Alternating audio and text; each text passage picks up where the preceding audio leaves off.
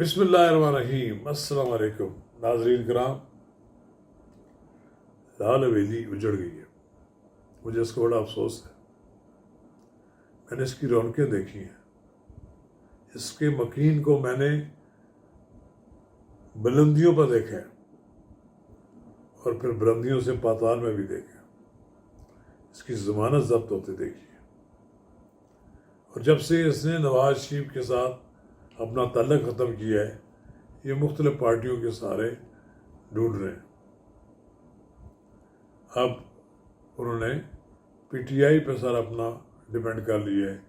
अगर पीटीआई होगी तो ये इलेक्शन में हिस्सा लेंगे, अगर पीटीआई नहीं होगी तो इलेक्शन लूज कर जाएंगे। नाज़रीन कराम, लाल हवेली को सील कर दिया गया और जिस तरह ये किया जा रहा है ये बड़ा अफसोसनाक है। मैं नहीं समझता कि लाल हवेली को सील करने से कोई शेख रशीद की कोई पॉपुलरिटी पर फर्क पड़ जाए। इतने सालों से कायम है लाल हवेली और अब आज उन्होंने कहना जी उनके कागजात को जाली कहना नहीं चाहिए, लेकिन बहरहाल वो एडमिनिस्ट्रेटर साहब ने कागजात देकर फैसला कर दिया है कि कैंसिल कर दें। सिक्का सही है। नाज़रीन कराम, कबल से कम आगे बढ़ें। अगर आपने मेरा यूट्यूब चैनल नवाज रज़ा के साथ अब तक सब्सक्राइब नहीं किया तो बराए करम फौरी तौर पर सब्सक्राइब करें, लाइक करें और अब आपके साथ शेयर करें और आइकॉन का बटन दबाना ना भूलिए कि जब वीडियो लोड करें तो सबसे पहले आपको इत्तला मिले। नाज़रीन कराम, मैं कोई 50 साल से ज़्यादा अरसे से मेरी शेख रशीद से याद अल्लाह है और पिछले 20 साल से नाराज़गी भी है। हमारे दरमियान स्पीकिंग टर्म्स नहीं है, लेकिन इस मुश्किल वक्त में जबकि उसे उठा लिया गया है और पता नहीं है उसके वो किधर रखा गया है, लेकिन जहाँ भी रखा होगा नाज़ो नए में रखा होगा, लेकिन उसके बारे में बताया नहीं जा रहा। शेख राशिद शफीक उनके बारे में शोर गुल कर रहे हैं और उन्हें भी अब यकीन हो गया कि अब उनकी भी बारी है और वो भी उठा लिए जाएंगे। अब शेख शाकिर का तो कोई कसूर नहीं है, नॉन पॉलिटिकल आदमी है, न कभी उसने सियासत में हिस्सा लिया है और ना ही वो पीटीआई का कारकुन है। यकीनन जिन लोगों ने शेख शाकिर को और इनके मुलाजिम को ले गए उनको छोड़ देना चाहिए। शेख साहब को ले जाएं, जहाँ रखना है रखें। शेख साहब भी कहा करते थे ना एक ज़माने में कि लाल हवेली के दरवाजे GHQ की तरफ खुलते हैं और बढ़ चढ़ कर वो फ़ौज के तर्जमान थे। हालांकि फ़ौज वाले कोई उनको तर्जमानी का फरीज़ा नहीं अंजाम नहीं दिया हुआ था, लेकिन उनको आदत थी कि वो अपने आप को ज़ाहिर करते थे कि फ़ौज मेरी बैक पर है। अब वो नहीं कर रहे, यहाँ छुपे हुए थे कई माह से।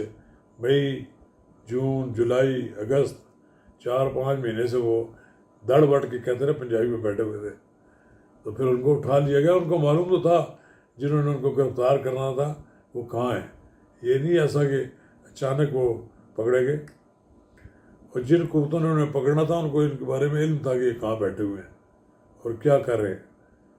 अब उनको हाई कोर्ट्स ने तलब किया है, रिपोर्ट से आएगी 2-4 दिन में पता लग जाएगा कि किस कानून के तहत उनको गिरफ्तार किया गया। उनको भी एक मसला है कि वो चाहते हैं कि मैं इमरान खान की नज़रों में भी रहूं और उन कुत्तों से भी ना बिगाड़ूं जो इमरान खान को ठिकाने लगाने पर लगी हुई हैं। वो एक बार फिर विनम्र करना चाहता है पिंडी वालों को। मेरा ख्याल है 2 बातें इकट्ठी नहीं हो सकती। शेख साहब को या तो इमरान खान का साथ छोड़ना पड़ेगा या फिर इमरान खान साथ जेल गुजारनी पड़ेगी।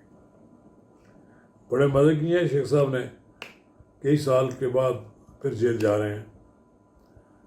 मुझे याद है कि इन्होंने 1968 से जेल देखनी शुरू की। 50 साल में कुछ मरहले आए, उनकी गिरफ्तारी हुई, लेकिन उसके बाद फिर उन्होंने मैनेज कर लिया کہ وہ جیل نہیں جائیں گے. جو ان کے اندر جو ہیروشپ تھی نا، وہ لوگ سمجھ گئے کہ اس میں وہ کتنے پانی میں ہیں. بہرحال مشکل وقت میں ہمیں شیخ صاحب کو یاد رکھنا چاہیے. ہماری شیخ صاحب سے کچھ 54 سال کی دوستی ہے. 54 کیا خیال ہے، 55 سال کی دوستی ہے. لیکن شیخ صاحب دوستی نہیں نبھا سکتے کسی کے ساتھ. دوست نواز نہیں ہے، دوست کش ہیں. ہم نے ساری زندگی شیخ صاحب کے لیے وقف کیے رکھی. ان کے گیت گاتے رہے، لوگوں سے تانے سنے. ہمارے قلم نے شیخ صاحب کی شان میں قصیدے لکھے. لیکن شیخ صاحب کسی کے نہیں. شیخ صاحب شاید اپنے بھی نہ ہوں. ایک ہی ذات ہے کہ ان کو ہیرو بنا کر پیش کیا جائے. اس کے لیے وہ ہر وقت اسی جستجو میں رہتے ہیں. لیکن کبھی زندگی میں آدمی ایکسپوز بھی ہو جاتا ہے. شیخ صاحب بری طرح ایکسپوز ہو گئے.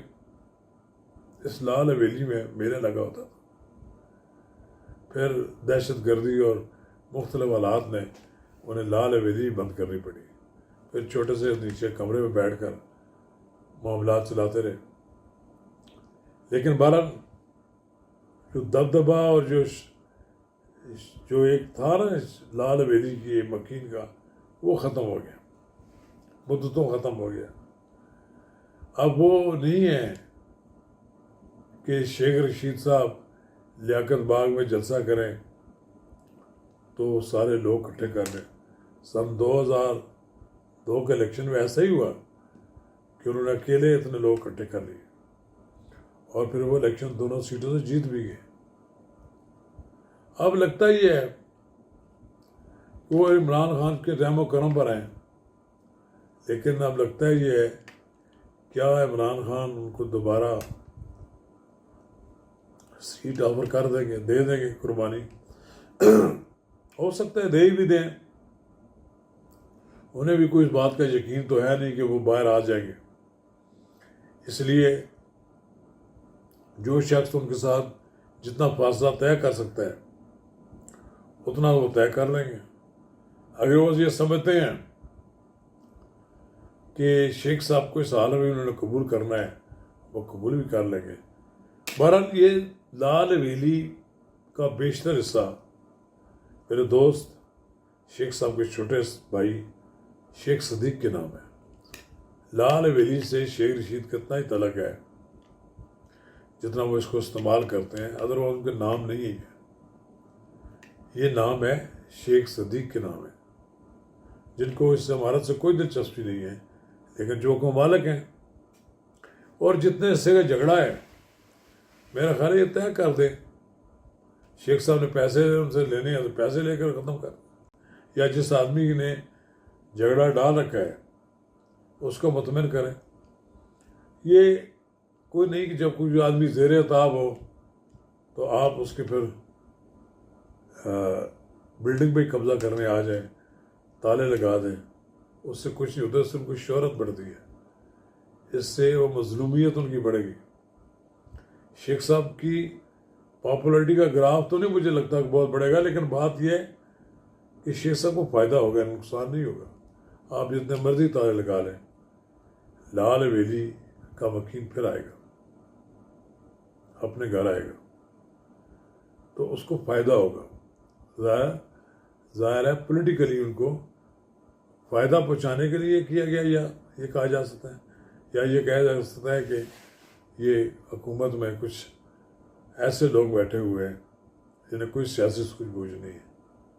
وہ ایسے اقدامات سے ایک شخص کو پاپولر کرنے کی کوشش کر رہے ہیں. شکریہ.